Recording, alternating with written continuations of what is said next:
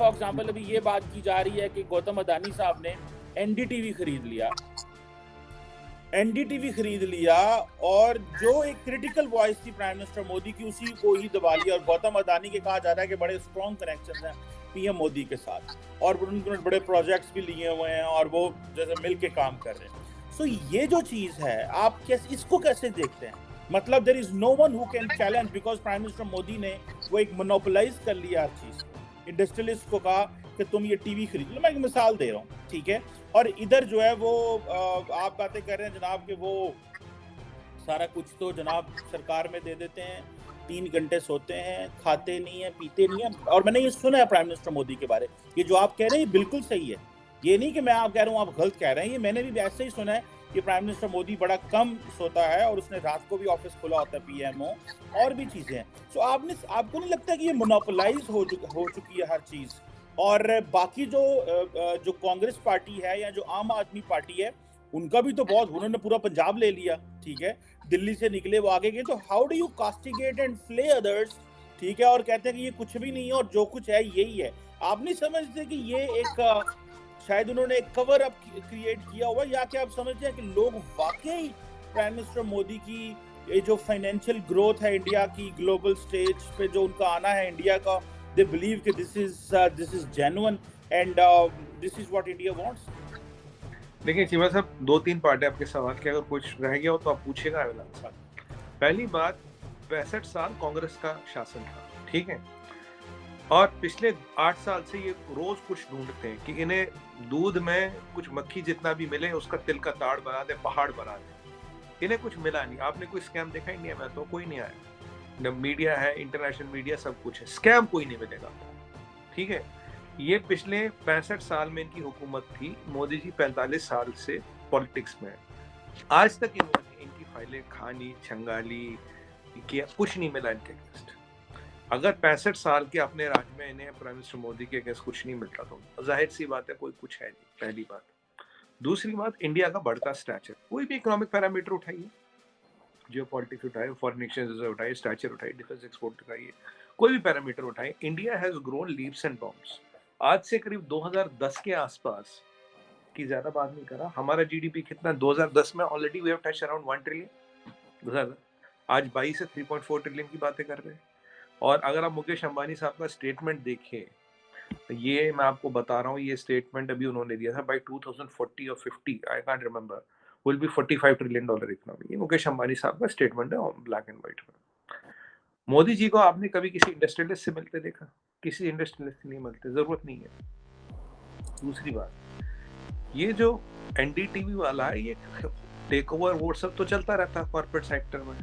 कोई अगर एनडीटीवी में अगर उनके लगता है कि भाई उन्हें मतलब NDTV is culted because it's anti Modi voice, they can still have a voice ना। आज आप YouTube पे आ रहे, आज आप एक छोटा चैनल बना लो, आप चला सकते हो। इतना पैसा तो उनके पास ही, छोटा चैनल बनाए। अगर उनकी आवाज में ताकत होगी, जब हमारा YouTube चैनल चलता है तो उनका सैटेलाइट चैनल तो चल ही जाना चाहिए ना। YouTube चैनल चलाने में तो कुछ खास पैसे भी नहीं लगते और इतना पैसा तो उनके पास है ही। उनके ऊपर ईडी के भी केस है, उनके ऊपर बहुत कुछ है अभी चीमा साहब, अभी तो बहुत कुछ चीजें खुलेंगी उनके ऊपर, क्या क्या है, ये पैसा कहाँ से। और सुना मॉरिशस के रूट से काफी पैसा है। अब मॉरिशस में कौन से मामा जी बैठे थे, वो जो पैसा भेजे थे वो भी अभी निकलेगा। ये और यहाँ मोनोपोलाइज करने की बात नहीं हो रही, यहाँ डेवलपमेंट की बात करी। अब आप देखिए अरविंद केजरीवाल जी को मैं आपको बताऊं उनका इंटेंशन क्या है इलेक्शन का। उनका इंटेंशन इस इलेक्शन का है कि 4% वोट शेयर आए, नेशनल पार्टी बन जाए, फॉरेन फंडिंग वगैरह के रास्ते खुल जाए, और ज्यादा उनकी कोई लंबी चौड़ी मंशा है नहीं। यूपी में उनकी 98% सीटों पर जमानत जब्त हुई। दिल्ली में 3 बिजली पावर का चक्कर देखिए, अगर आप यूपी नहीं जीतोगे आप दिल्ली नहीं पहुंच सकते। आपकी लगभग 1/4 सीटें तो यूपी से आती है। यूपी आपके पास, जहाँ यूपी में 98% सीटों में जमानत जब्त हुई, 4-5 स्टेटों के इलेक्शन में सब जगह जमानत जब्त हो गई। और मैं आपको बताऊं, जिस दिल्ली में केजरीवाल जी की सत्ता है अभी, he is forming the state government, sir वहां 7 एमपी की सीटें, 7 की 7 बीजेपी के पास है। तो Kejriwal is not seeing beyond a Delhi person, Delhi CM maximum, वो उसका स्टैचर है। क्योंकि अगर उसकी वो ऑरा, वो इमेज होती तो 7 की 7 सीटें बीजेपी के पास नहीं होती। अभी एक डिबेट में मैं बैठा था, तो आम आदमी के प्रवक्ता मुझे कहते हैं कि भाई Modi ji scared of Kejriwal. Because मैंने कहा क्यों, कह रहा he is the next alternate. हमारे लोकसभा और राज्यसभा होती है, लोकसभा में यू गेट इलेक्टेड, राज्यसभा में यू गेट नॉमिनेटेड, और वो नॉमिनेशन वाला हाउस होता है। मैं कहा भाई लोकसभा में तुम्हारा एक एमपी नहीं है, एक एमपी नहीं है तुम्हारा, मोदी जी के पास 303 है, and Modi ji scared of Kejriwal. मैंने कहा confidence has a new name, Aam Aadmi party. मतलब तुम्हें एक सिनोनियम डाला जाएगा इंग्लिश डिक्शनरी में। तो चीमा साहब ये हकीकत जिंदगी में आपको डाटा के साथ बता रहा हूँ। अगर देश का नाम हो रहा है, देश का स्टैचर बढ़ रहा है, देश स्ट्रेंथन हो रहा है, चीमा साहब हर कोई उसी लीडर के साथ आएगा, आज कल आगे पीछे। That is why with every election the vote tally and the percentage is increasing. That is why there is no anti-incumbency. That is why there is pro-incumbency. अगर आपका लीडर ऐसा काम करेगा तो जो मिनिस्टर है, जो बाकी लोग, उन्हें भी तो काम करना पड़ेगा ना। वो भी काम करते हैं ऐसे, और सब डिलीवर कर रहे हैं। जब सब मिलके काम कर रहे हैं तभी तो एक ओवरऑल हर चीज में इंडिया ग्रो कर रहा है। और चीमा साहब एक चीज इंग्लिश में कहावत है, culture flows from the top, top man sets the culture. ये हमने सीखा, और ये it's a live example even in politics is true. तो देखिए सेल्फलेस नेशनलिज्म, कंट्री फर्स्ट, ये अब मंत्रा है, ये चल रहा है। सबसे पहली बात है कि development is the flag on which elections are fought, run and won. ये एक बहुत क्लियर बात है। Development is delivered to everybody. जब सरकारी स्कीम होती है उसमें हिंदू मुसलमान सिख ईसाई का नाम नहीं दिया जाता।